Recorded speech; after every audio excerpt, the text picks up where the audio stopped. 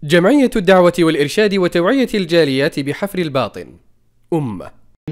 الحمد لله الذي هدانا لهذا الدين وما كنا لنهتدي لولا أن هدانا الله والصلاة والسلام على رسول الله وعلى آله وأصحابه أجمعين أما بعد السلام عليكم ورحمة الله وبركاته. Mga mahal na kapatid sa pananampalatayang Islam, ang maikling oras na ito ay ating bibigyan ng kunting paliwanag ang tungkol sa selebrasyon sa kapanganakan ni Propeta Muhammad sallallahu alaihi wasallam. O ito yung tinatawag na ihtifal bimawlidin Nabi sallallahu alaihi wasallam. Ano nga ba ang hatol ng mga scholar sa Islam ang pag-celebrate sa kapanganakan ng ating mahal na propeta sallallahu alaihi wasallam? So bago natin pasukin ang paksang yon, ay magbigay tayo ng mga hadith na may koneksyon doon sa paghatol, kung ito ba ay pinapahintulutan ng Islam o hindi. Sa isang hadith ni Umar bin Khattab, rawaw Bukhari, nabanggit na si Umar bin Khattab ay sinabi niya, "Ya Rasulullah, wallahi la anta ahabbu ilayya min kulli shay illa nafsi." Faqala Rasul sallallahu alaihi wasallam, "La ya Umar, hatta akuna ahabba ilayka min nafsik." Faqala Umar, "Ya Rasulullah, wallahi la anta ahabbu ilayya min kulli shay hatta nafsi." فقال رسول صلى الله عليه وسلم الآن يا عمر رواه Bukhari. Sinabi ni Umar bin Khattab nang sila ay magkasama ni Propeta Muhammad sallallahu alaihi wasallam, sinabi niya, "Ya Rasulullah, wallahi la anta ahabbu ilayya min kulli shay." Sumpaman sa Allah, ya Rasulullah, ikaw ay aking minamahal sa lahat ng bagay. Higit na minamahal kita sa lahat ng bagay maliban na lamang sa akin sarili. Sinabi ni Propeta Muhammad sallallahu alaihi wasallam, "La ya Umar, hindi ka magiging ganap na mananampalataya," sabi ni Propeta Muhammad kay Umar, "hatta akuna ahabba ilayka min nafsik." Hindi ka magiging ganap na mananampalataya hanggat hindi mo ako minahal ng higit sa iyong sarili, sabi ni Propeta Muhammad sallallahu alaihi wasallam. Kaya naman si Umar bin Khattab ay agad siyang sumagot ulit at sinabi niya, "Ya Rasulullah, wallahi la anta ahabbu ilayya min kulli shay hatta nafsi." Sinabi ni Umar bin Khattab, "Ya Rasulullah, sumpaman sa Allah, ikaw ay higit na aking minamahal sa lahat ng bagay, pati ang aking sarili." Tingnan niyo mga kapatid, sa pagsabi ni Propeta Muhammad sallallahu alaihi wasallam na hindi magiging ganap ang kanyang pananampalataya hanggat hindi niya mahalin si Propeta Muhammad higit sa kanyang sarili, at agad itong tinugunan. Agad sumagot ulit si Umar bin Khattab na sinabi niya na minamahal niya si Propeta Muhammad higit sa lahat ng bagay, pati na rin ang kanyang sarili. So dito sa hadith na ito, nangangahulugan na pati ang ating mga sarili ay mamahalin natin si Propeta Muhammad na higit sa ating mga sarili. Ganon katindi ang pagmamahal kay Propeta Muhammad sallallahu alaihi wasallam na ibinigay sa atin ng Islam. Nangangahulugan na mas mahal natin si Propeta Muhammad kaysa sa ating mga magulang, sa ating ina, sa ating ama, sa ating anak, sa ating asawa, at maging ang ating mga sarili. Higit na mamahalin natin si Propeta Muhammad sallallahu alaihi wasallam. Sa ibang hadith, nabanggit ni Anas bin Malik radhiyallahu anhu, sinabi ni Propeta Muhammad sallallahu alaihi wasallam, "La yu'minu ahadukum hatta akuna ahabba ilayhi min walidihi wa waladihi wan nasi ajma'in." Muttafaqun alayh. Sinabi ni Propeta Muhammad sallallahu alaihi wasallam na hindi kayo magiging ganap lahat na mananampalataya hanggat hindi niyo ako minahal higit sa inyong mga magulang, sa inyong anak, at sa kanino man, kahit sinong tao. Muttafaqun alayh. So, kabilang yan sa isang basihan, sa isang dalil, na higit natin mamahalin si Propeta Muhammad kaysa sa ating ama, kaysa sa ating ina, kaysa sa ating anak, asawa, pati ang ating sarili. So, wajib ang pagmamahal kay Propeta Muhammad sallallahu alaihi wasallam higit sa lahat ng mga nabanggit natin, sa lahat ng bagay at sa lahat ng tao dito sa mundo. Higit na mamahalin natin si Propeta Muhammad sallallahu alaihi wasallam. So sabi ni Sheikh Ibn Taymiyyah rahimahullah, ang dahilan kung bakit inobliga ang pagmamahal kay Propeta Muhammad sallallahu alaihi wasallam higit sa lahat ng tao, sapagkat ang dakilang kabutihan dito sa mundong ito ay makakamit lamang natin sa pamamagitan ni Propeta Muhammad sallallahu alaihi wasallam, sa kanya, sa paniniwala sa kanya at pagsunod sa kanya. Yan ang dahilan. At kabilang din dito, hindi tayo maliligtas sa araw ng paghuhukom maliban na lamang sa pagsunod kay Propeta Muhammad sallallahu alaihi wasallam. Ibig sabihin, kung tayo ay susunod sa mga katuruan ni Propeta Muhammad sallallahu alaihi wasallam, sa kanyang mga kautusan, at tayo ay lalayo sa mga kanyang ipinagbawal, ay makakamit natin ang kabutihan dito sa mundo at maliligtas tayo sa kabilang buhay sa parusa ng Allah subhanahu wa ta'ala. Isa yan sa mga dahilan kung bakit obligado ang pagmamahal natin kay Propeta Muhammad sallallahu alaihi wasallam. Kaya naman, ang pagmamahal natin kay Propeta Muhammad sallallahu alaihi wasallam ay ayon sa ginawa at sa pagmamahal ng mga kanyang mga kasamahan. Ang tinitingnan natin kung paano minahal ng kanyang mga sahaba radhiyallahu anhum ang mahal na Propeta Muhammad sallallahu alaihi wasallam, sapagkat sila ay nakasalamuhan nila si Propeta Muhammad sallallahu alaihi wasallam nung siya ay nabubuhay pa.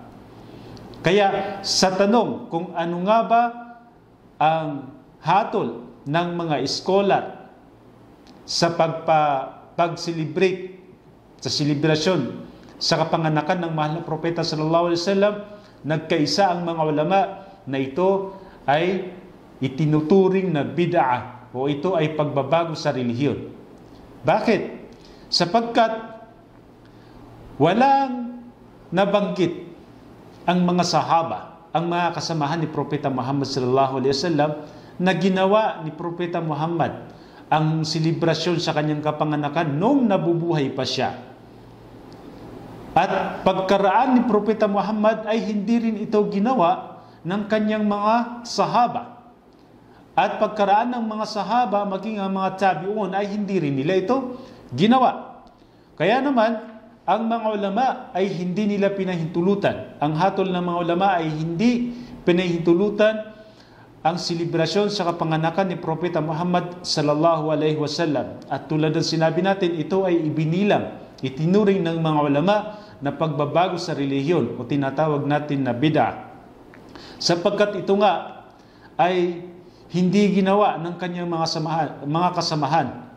Ang sabi ng iba, ang pag-celebrate sa kapanganakan ni Propeta Muhammad sallallahu alaihi wasallam, ito ay sa kadahilan ng pagmamahal nila kay Propeta Muhammad sallallahu alaihi wasallam.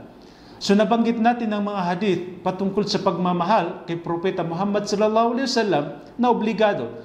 Pero kung pagdating sa pagmamahal at pagsunod ng sunnah, pagsunod kay Propeta Muhammad sallallahu alaihi wasallam, ay hindi natin mahihigitan ang kanyang mga sahaba at ang mga tabi'un. Sino ang mas nakakaalam kay Propeta Muhammad? Tayo o ang kanyang mga kasamahan na nakasalamuhan nila si Propeta Muhammad?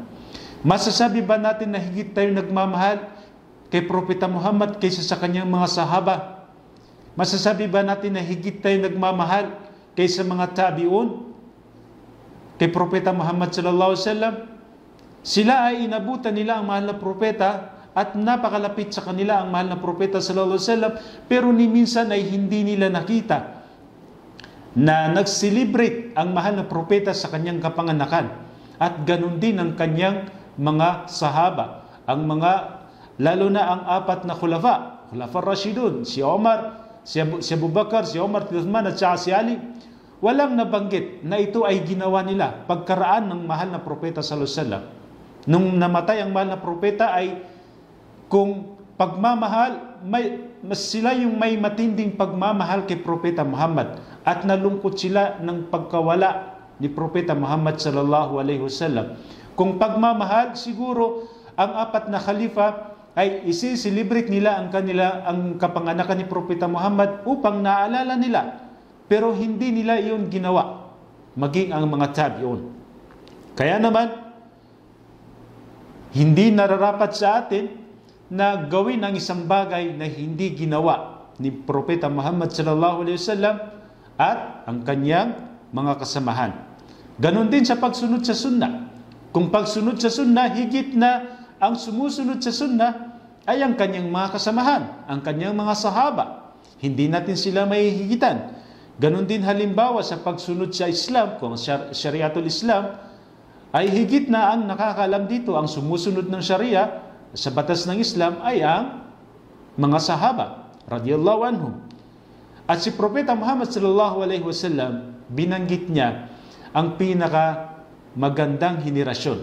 Sinabi ni Propeta Muhammad sallallahu alaihi wasallam, khairul quruni qarni, thumma alladhina yalunahum, thumma alladhina yalunahum. Sabi ni Propeta Muhammad sallallahu alaihi wasallam, ang pinakamainam na henerasyon ay ang kanyang henerasyon. Thumma alladhina yalunahum. At pagkatapos ng kanyang henerasyon, ang sumunod ay ang henerasyon ng kanyang mga sahaba, ang kanyang mga kasamahan. At pagkatapos ng mga sahaba ay ang mga tabi'un, ang mga sumunod sa sahaba. So sila yung pinaka mainam na henerasyon. So kung titingnan natin itong tatlong binanggit ni Propeta Muhammad na tatlong henerasyon, ay wala ni isa sa henerasyon na ito na makikita natin o nalaman natin na nagsagawa sila. Nagsagawa sila ng selebrasyon sa kapanganakan ni Propeta Muhammad sallallahu alaihi wasallam. Sabi pa ni Propeta Muhammad sa isang hadith, man ahdatha fi amrina ma laysa minhu fahuwa rad. Sinabi ni Propeta Muhammad, sinuman ang gumawa ng bago sa katuruan namin ito ay hindi tatanggapin sa kanya. Hindi tatanggapin sa kanya. Kapag gumawa tayo ng isang bagay o katuruan sa relihiyon na ipinarating sa atin ni Propeta Muhammad, ay hindi tatanggapin sa atin. Kabilang ang ihtifal, ang pag-celebrate. Kasi ito hindi ginawa ni Propeta Muhammad, hindi ginawa ng mga sahaba, kanyang malalapit sa kanya, ang mga tabi'un. So, hindi nararapat sa atin na gumawa tayo ng isang bagong paniniwala. So kabilang din sa nabanggit ni Propeta Muhammad sallallahu alaihi wasallam sa hadith, sinabi niya, "Alaikum bisunnati wa sunnatul khulafa ar-rashidin al-mahdiyyin min ba'di." Sinabi ni Propeta Muhammad sallallahu alaihi wasallam, panghawakan nyo ang aking sunnah at ang sunnah ng mga khulafa ar-rashidin al-mahdiyyin min ba'di. Sabi ni Propeta Muhammad, panghawakan nyo ang aking sunnah at ang sunnah ng apat na khalifa na sila yung mga sumunod sa akin. Sabi ni Propeta Muhammad. So panghawakan natin ang sunnah ni Propeta Muhammad. Panghawakan natin ang sunnah ng kanyang apat na khalifa. Wala sa kanila ang gumawa ng ihtifal o nag-celebrate sa kapanganakan ng mahal na propeta sallallahu alaihi wasallam. So iwasan po natin gumawa ng isang bagay na hindi ka nais-nais, lalong-lalo na kung wala namang itong basihan na ginawa ng mahal na propeta o di kaya ay ginawa ng kanyang mga sahaba. Kung lalong-lalo na kung ito ay ituturing natin na ibada, ituturing natin na ibada o pagsamba na walang basihan. So ito po ay medyo mapanganib. Sabi pa ng Allah subhanahu wa ta'ala sa Quran, وَمَا آتَاكُمُ الرَّسُولُ فَخُذُوهُ وَمَا نَهَاكُمْ عَنْهُ فَانْتَهُوا. Sinabi ng Allah subhanahu wa ta'ala sa Quran, kung anuman ang ipinarating sa inyo ni Propeta Muhammad ay panghawakan nyo. وَمَا نَهَاكُمْ عَنْهُ فَانْتَهُوا. At anuman ang ipinagbawal niya sa inyo ay iwasan nyo. So napakalinaw po ang turo ng Islam. Napakalinaw ang mga dalil sa Quran. Ganon din, nabanggit din ng Allah subhanahu wa ta'ala sa Quran, فَلْيَحْذِرِ الَّذِينَ يُخَالِفُونَ عَنْ أَمْرِهِ أَنْ تُصِيبَهُمْ فِتْنَةٌ أَوْ يُصِيبَهُمْ عَذَابٌ أَلِيمٌ.